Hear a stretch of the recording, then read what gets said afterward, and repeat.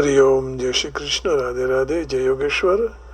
बंशीधरम तोत्रधरम नमामि मनोहरम मोहहरम च कृष्णं मालाधरम धर्मधुरंधरं च पार्थस्य सारथ्यकरं च देवम् कर्तव्यदीक्षां च समत्वशिक्षां ज्ञानस्य भिक्षां शरणागतिं च ददाति गीता करुणाद्रभूता कृष्णेन गीता जगतो हिताय। श्रीमद्भगवद गीता जी अध्याय 18वां श्लोक 40वां। 39वें श्लोक की 2 दिन कथा चली। श्लोक इस प्रकार था। तामस सुख का वर्णन। यदग्रे चानुबंधे च सुखं मोहनमात्मनः निद्रालस्या प्रमादोत्थं तत्तामसमुदाहृतम्। अब भगवान 40वें श्लोक में 20 में से 39वें श्लोक तक भगवान ने गुणों की प्रधानता के कारण ज्ञान कर्म आदि के 3 भेद बताए। अब उनके सिवाय गुणों के कारण सृष्टि की वस्तुओं के 3 भेद होते हैं। इसका लक्ष्य करते करावते भगवान अग्रिम श्लोक में प्रकरण का उपसंहार करते हैं।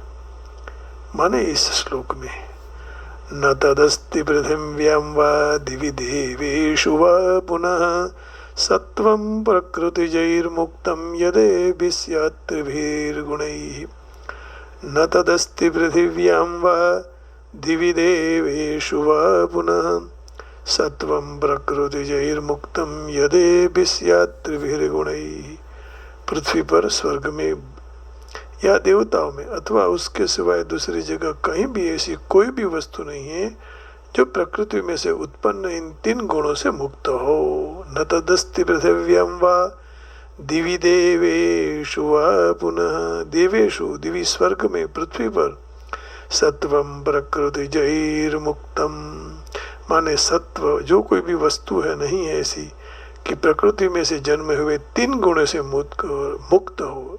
रजस, सत्व, रज और तम से कोई मुक्त नहीं है। सत्वं प्रकृतिजैर्मुक्तं यदेभिः स्यात् त्रिभिर्गुणैः गुणा गुणेषु वर्तन्ते इति मत्वा न सज्जते। आगे भी भगवान कह गए। तो इस अध्याय के आरंभ में अर्जुन ने संन्यास और त्याग का तत्व जानने का भाव बताया, तत्व जानने की इच्छा बताई। तो भगवान ने पहले त्याग और कर्मयोग का वर्णन किया। इसी प्रकरण के उपसंहार करते हुए भगवान ने कहा कि जो त्यागी नहीं है उनका अनिष्ट, इष्ट और मिश्र 3 प्रकार के कर्मों का फल मिलता है, और जो सन्यासी हैं उनको कभी नहीं मिलता। ऐसे कहकर 13वें श्लोक में सन्यास सांख्ययोग के प्रकरण का आरंभ करके पहले कर्म होने में अधिष्ठान आदि 5 कारण बताए। 16-17 श्लोकों में कर्तृत्व, कर्ता भाव मानने वालों की निंदा और कर्तृत्व त्याग करने वालों की प्रशंसा की है। 18वें श्लोक में कर्म प्रेरक और कर्म संग्रह का वर्णन किया। परंतु जो वास्तविक तत्व है तो न कर्म प्रेरक है और न कर्म संग्राहक है। कर्म प्रेरक और कर्म संग्रह तो प्रकृति के गुणों के साथ संबंध रखने से ही होते हैं।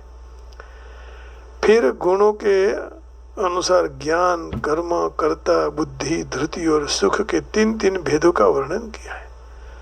सुख का वर्णन करते ऐसे बताया कि प्रकृति के साथ यत्किंचित संबंध रखने से उन्नत में उन्नत जो सुख होता है वह सात्विक होता है। सबसे बड़ा उच्च सात्विक सुख है। परंतु जो स्वरूप का वास्तविक सुख है वह गुणातीत है, विलक्षण है, अलौकिक है। 6ठे अध्याय के 21वें श्लोक में भगवान ने ये कहा। आइए 21वां श्लोक देख लेते हैं कि भगवान क्या कहना चाहते हैं। तो उससे पता लग जाएगा कि भगवान और किस बात की पुष्टि कर रहे हैं। सुखमात्यंतिकं यत्तद् बुद्धिग्राह्यमतीन्द्रियं वेत्ति यत्र न चैवायं स्थितश्चलति तत्त्वतः। सुखमात्यंतिकं यत्तद् बुद्धिग्राह्यमतीन्द्रियं वेत्ति यत्र न चैवायं स्थितश्च